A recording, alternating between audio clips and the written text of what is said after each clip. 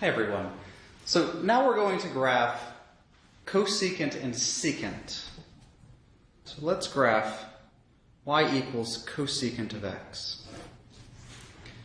Let's remember that cosecant of x is 1 divided by sine of x, right? So the first thing we will always do, always, is graph y equals sine of x. Every time we're going to graph cosecant of x, we will first start by graphing sine of x. So let's graph sine of x. Here's my graph of sine of x.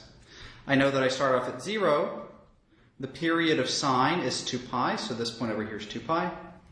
I have my spacing of pi over 2 because that's period divided by 4, as we saw in the last video. So 2 pi over 4 gives you pi over 2.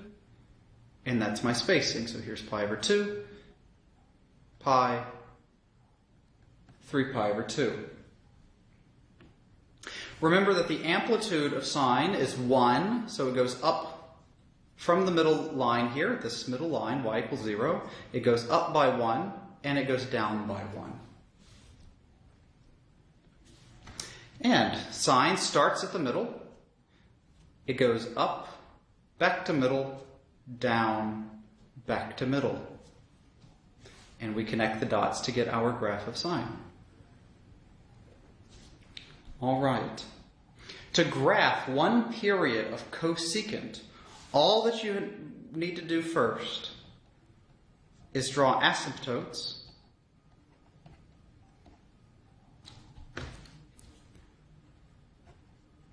wherever y equals sine of x crosses the center line.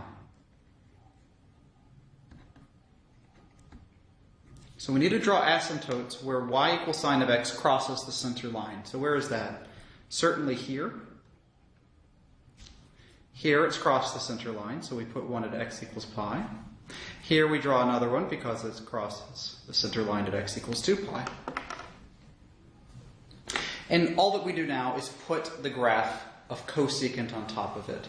And if you remember from the course, the shape at the peak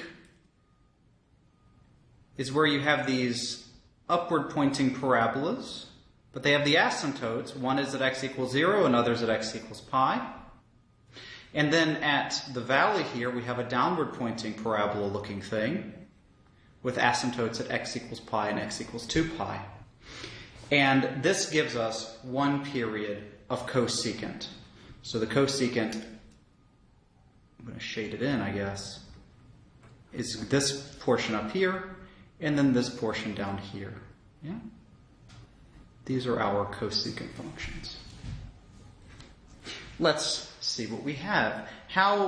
What's the distance between the x values to where it starts to cycle? Well, it cycles as often as this underlying sine of x function cycles. So we have, just like for sine of x, the period is once again 2 pi. Let's think about now the domain of this function. Well, it's all real numbers, except, there are several ways that you could format this. I'm not too specific on how you format it, but I just want it correct. So it's all real values of x, except for which ones? We need to throw away all the x values where we have these asymptotes. So where do the asymptotes occur? They occur at 0 and pi and 2 pi, and so on and so on. So they start off at 0, and what's the spacing? What's the spacing between the asymptotes? What's the x distance between two consecutive asymptotes? It's pi. So we start off at 0, and our asymptotes will be found by adding pi times n, where n is an integer. And remember from class, this reads as all real numbers except the values 0 plus pi n, or just pi n if you prefer, such that, this little colon means such that, n is an element of the integers, or n is an integer. Yeah? What's the range of cosecant? Well, it covers all the y values, it hits all the y values up until -1. So we have negative infinity up to -1. Negative 1 is hit at this point. Cosecant is not graphed anywhere here, but it picks up again at y equals 1. So we need a union y equals 1, and then it screams up towards infinity. There's my range of cosecant of x. And that's all that we do. We will do that every single time. Let's do another example.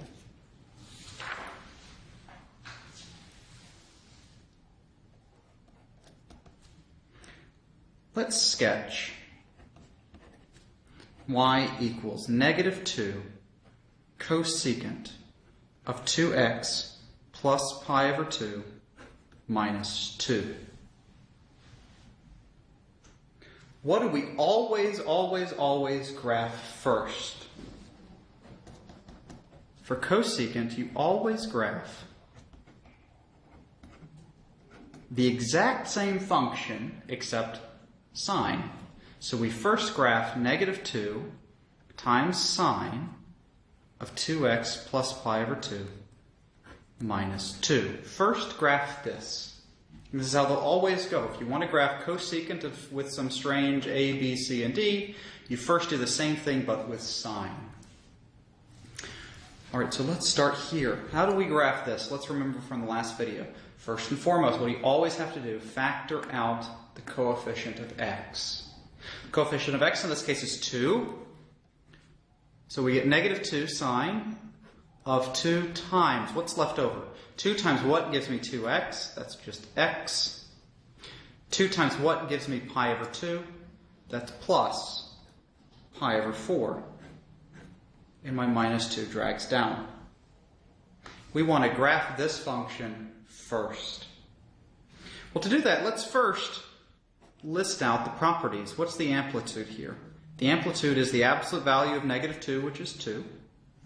The period of this function is 2 pi divided by b, absolute value of b rather, which is pi, because 2 pi over 2 is pi. My phase shift is to the left by pi over 4. And just hammering this in, it's left by pi over 4. You do not look up here, because otherwise you would say it's left by pi over 2, which is wrong. It is left by pi over 4. The vertical shift is down by 2, because we have our little -2 on the outside there. And what flips do we have? Any flips? Yeah, we have a flip. My a is negative, so we have a flip vertically about the x-axis.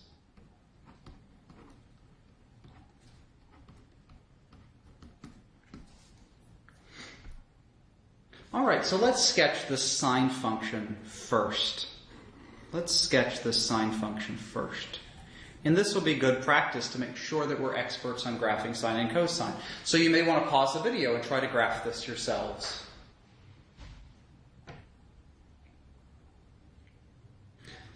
All right, so let's think about sine of x. Let me doodle sine of x down here. I know that it starts at 0. My anchor point that I want to think about right here is at 0, 0, finishes at 2 pi, pi, goes up to 1, down to -1, and there it is. Yeah?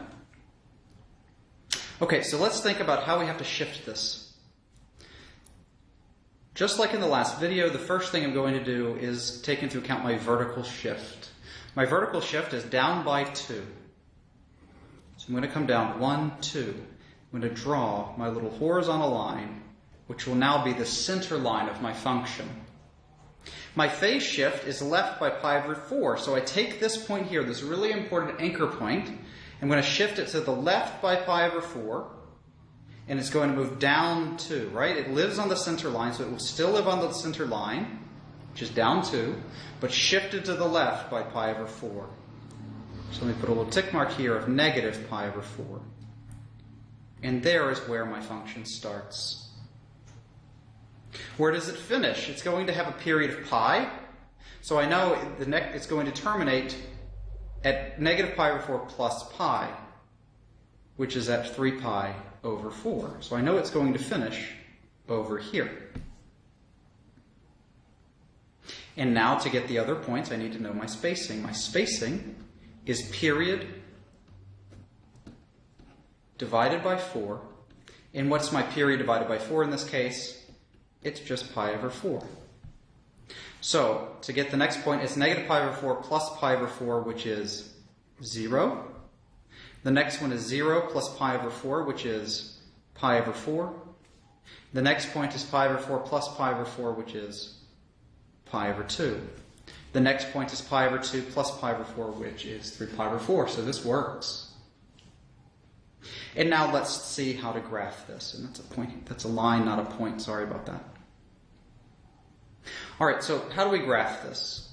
We start off here. I flip it vertically. So rather than going up first, it's flipped vertically about the x-axis. So we're instead going to go down. But down by how much? The amplitude is 2. So we go down by 2. And the furthest up that we go is up by 2 as well. So first, we start off at our center line here. We go down by the amplitude, back to the center line at the next point, up by the amplitude at the next point, back to the center line. Do you see that?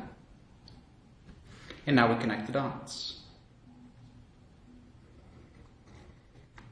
Something like this. What do we do now? We draw our asymptotes where anytime this function passes through its center line.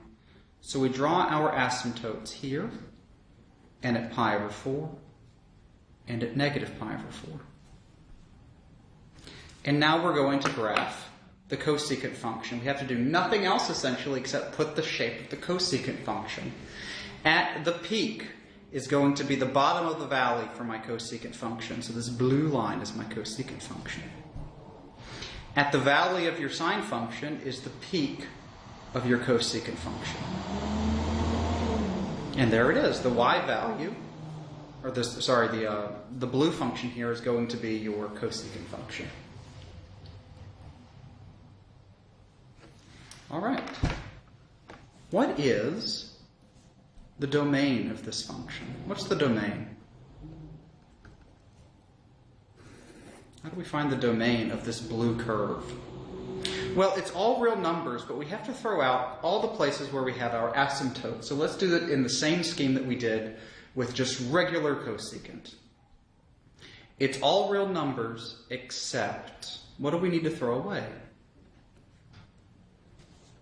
Well, we start off, pick your favorite asymptote. You start off at negative pi over 4 plus, what's the spacing between any two asymptotes?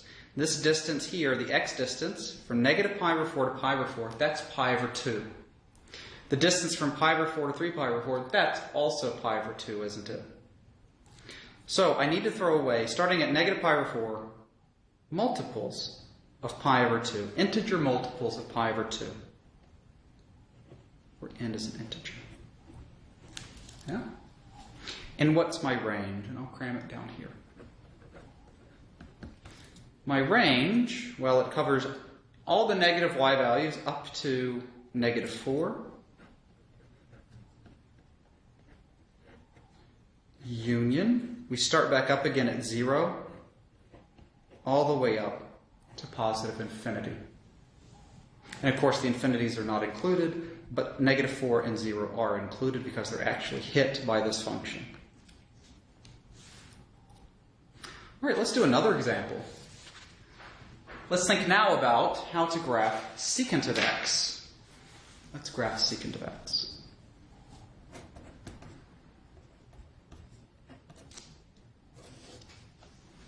Just like in cosecant of x, what do you think we're first going to graph? Always, always, always for secant functions, you first graph y equals cosine of x. Always, always. So let's do that. Let's graph y equals cosine of x. Let's remember it starts off at 0, finishes at 2 pi because the period is still 2 pi. But where does cosine start? Cosine starts at its peak at 1. And we need to do our spacing thing again, right? So the spacing for cosine is period divided by 4, so that's pi over 2 again. So we do pi over 2. Here's pi. Here's 3 pi over 2. And the shape of cosine always starts at its peak, down to the center line, down to the valley, back up to the center line, up to the peak. And now we fill in the dots, or we connect the dots rather. Yeah. Now, how do we graph secant of x? Just like in cosecant, we draw the asymptotes wherever it passes through its center line.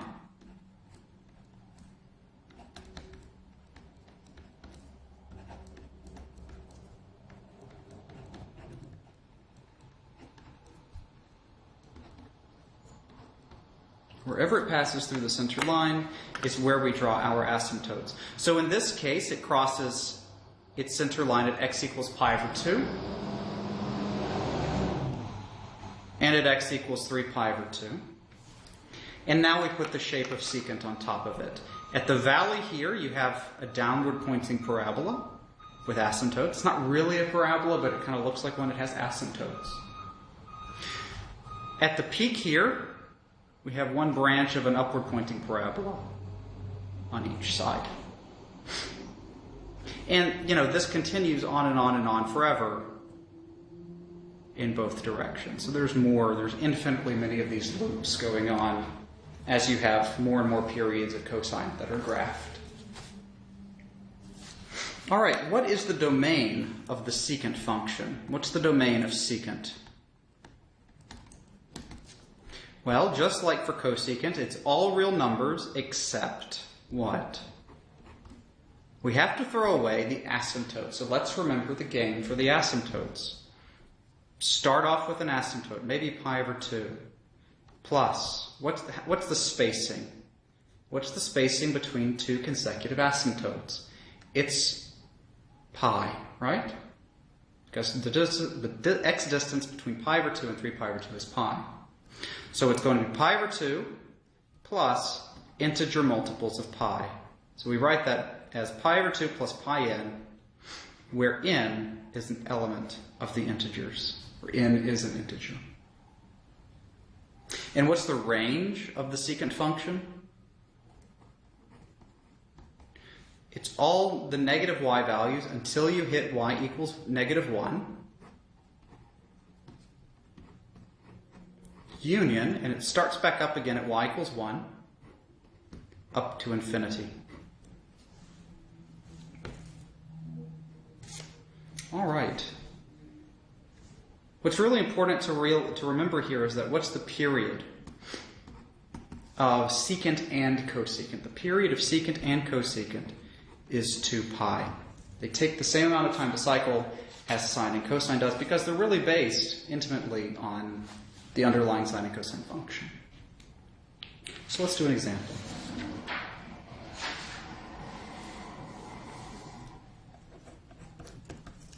Sketch.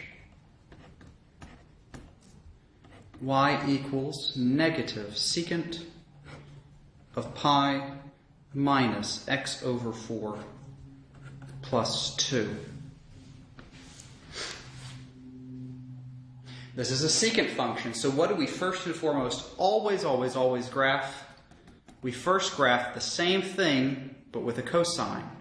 First graph y equals negative cosine of pi minus x over 4 plus 2. And you might want to take a few moments, pause the video, and graph this yourselves. You should be able to do this, I hope.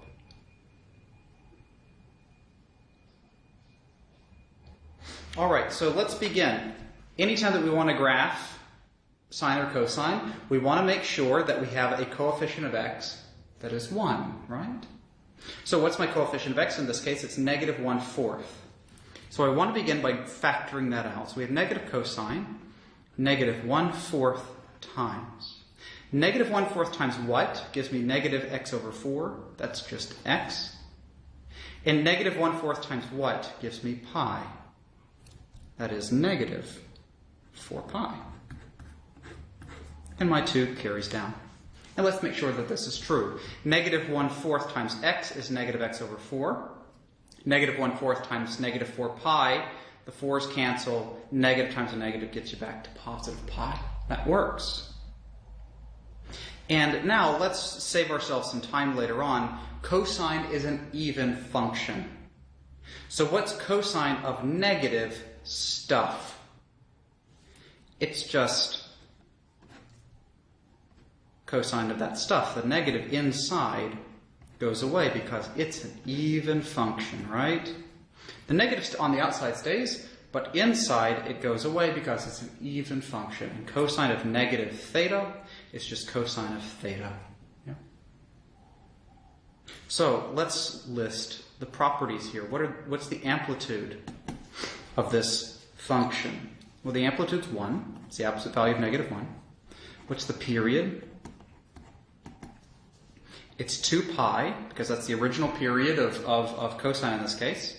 So it's 2 pi divided by b, so it's 2 pi divided by 1/4.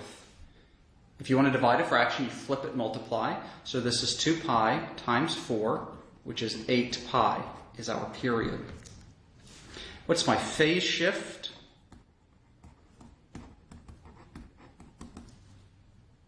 I've been shifted to the right by 4 pi.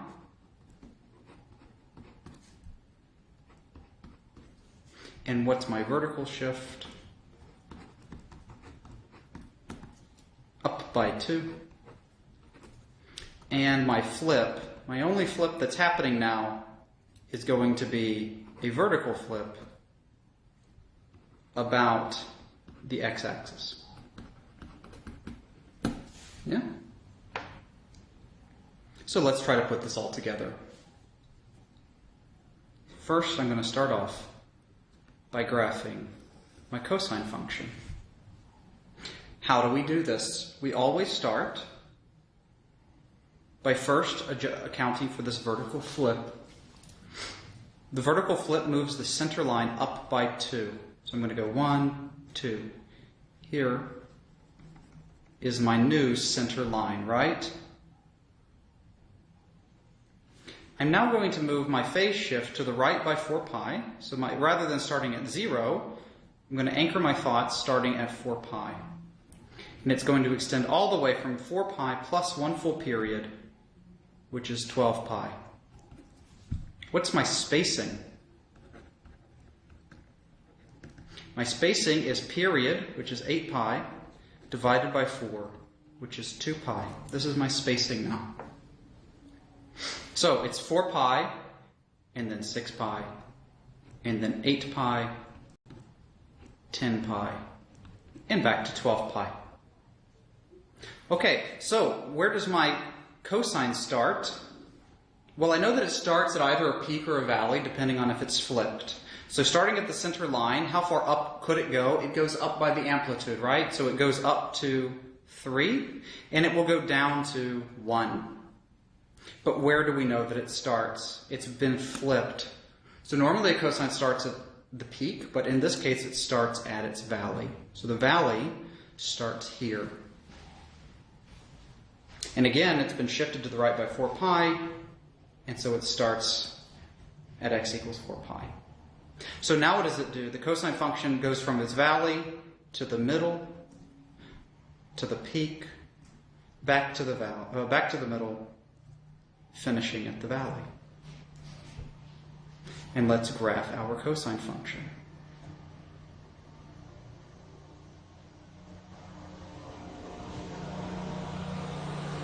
Sorry, it looks a little strange there. I apologize. All right, so how do we graph the secant function now? We draw vertical lines wherever this function, this cosine function, passes through its center line. So let's draw my vertical lines. And all that we do now is put the shape of the secant on top of it. I know that at a peak is going to be the bottom of those parabola-looking things, and the valleys are going to be where you have those downward pointing parabolas going towards the asymptotes. And again, these things are in both directions, and it continues on and on forever if I graph more periods. And this gives us a basic shape for what this original function looks like. The blue line tells us what that should look like. All right, so now let's have some fun. What is the domain of this function? What's the domain here? Remember, we always start off and it's the same idea each and every time. It's all real numbers, except what do we need to throw away? Start off with an asymptote plus the spacing times n. What's my spacing? Between asymptotes, between 6 pi and 10 pi. That's 4 pi, right? So it's plus the spacing times n, where n is an integer. Sorry, I got a little crammed there. And now what's my range? It's all the y values from -infinity up to 1 included. Union, it starts back up again at 3 all the way up to infinity. All right, I hope that these help. I tried to choose some examples that combine all of the transformations in one problem to help you get a sense of how these more complicated problems go. If you have any questions about what we've done, please feel free to reach out to me, and I'm happy to help in any way that I can. In the next video, we're going to talk about graphs of tangent and cotangent. But again, first and foremost, what do we really need to be sure about, guys? These graphs of sines and cosines are paramount in these problems. So again, feel free to reach out to me and ask any questions that you have, and I will look forward to seeing you in the next video. Thanks so much.